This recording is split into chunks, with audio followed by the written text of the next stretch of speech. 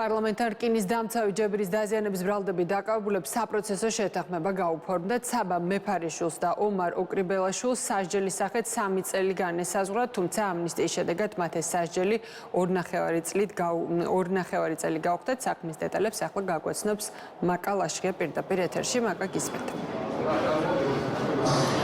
ლიზა, ცოტა ხნის წინ დასრულდა სასამართლოს ხტომა, სადაც იმსჯელეს აქციაზე დაკავებული საბა მეფარიშვილისა და ომარ ოკრიბელაშვილის სასჯელთან დაკავშირებით ორივე მათგანი საქალაქო სასამართლომ დამნაშავედ სცნო, ორივე მათგანმა აღიარა ჩადენილი დანაშაული და მოხდა საპროცესო გარიგება. საპროცესო გარიგება გააფორმა ნათია გუდავაძემ, რაც შეეხება მსჯავრს განესაზღვრა 3 წლის ვადით, როგორც ჩვენ უკვე აღნიშნე, თუმცა მათ მოუწევს 1 წლითა და 6 წლით საპატიმრო მშავრი, მხოლოდ 1 წელი პირობითი მშავრით განესაზღვრა. გამომდინარე იქიდან, რომ სასჯელის ათვლა იწყება მათი დაკავების დღიდან, 8 თვეა უკვე ისინი იმყოფებიან საპატიმრო დაწესებულებაში, სწორედ აქედან გამომდინარე ისინი 10 თვეში დატოვებენ საპატიმრო დაწესებულებას. რაც შეეხება მათი უფლებადამცველების პოზიციას, მათი უფლებადამცველები აპირებენ, რომ ამნისტიის მოთხოვნით საქართველოს ახალ პრეზიდენტს მიხეილ ყაბელაშვილს მიმართონ.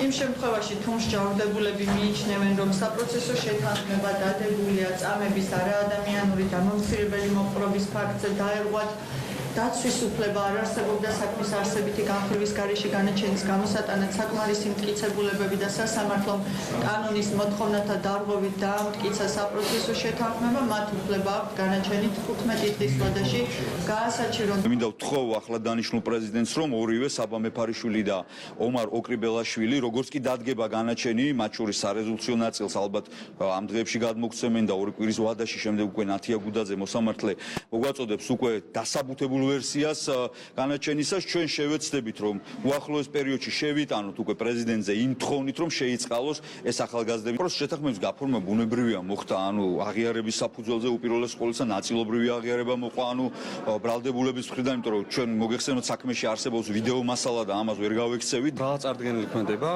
ითვალისწინებდა და თავისუფლების საქმეთა 3-დან 6 წლამდე ვადით. მივიღეთ ხედულობაში გარემოებები, მათ შორის ხედულობაში იქნა მიღებული საბა მეფარიშვილის სასამართლობა, მას რო არ გაფორმებოდა საპროცესო შეთანხმება, მოსამართლე მოკლებული იქნებოდა შესაძლებლობას და მას განუსაზღვრავდა 4 წელი თავისუფლების აღკვეთას. ხედულობაში მივიღეთ მათი ოჯახური გარემოებები, აღიარება, მონანიება, წარსული სასამართლობა და აქედან განისაზღვრა სწორედ ეს სასჯელი, რაც მათ შეეფარდათ. მე შეგახსენებთ, რომ ორივე მათგანის დაკავება 14 მაისს პარლამენტის მიმდებარე ტერიტორიაზე მოხდა. მათ ბრალად ედებოდათ ჯგუფურად ჯებირის განზრახ დაზიანება. ამ შემთხვევაში ბრალი 3-დან 6 წლამდე პატიმრობას ითვალისწინებდა. ამ შემთხვევაში კი მათი ბრალი 3 წლის ვადით განისაზღვრა, როგორც პროკურორმა თქვენ უკვე მოისმინეთ, აღნიშნა მინიმალური სასჯელი იქნა გამოყენებული და მე კიდევ ერთხელ შეგახსენებთ, რომ გაფორმდა მათ შორის საპროცესო შეთანხმება და ორივე მათგანი დატოვებს საპატიმროს 10 თვის ვადაში. მადლობა, მაკა ლაშხია იყო პირდაპირ ეთერში სასამართლოდან.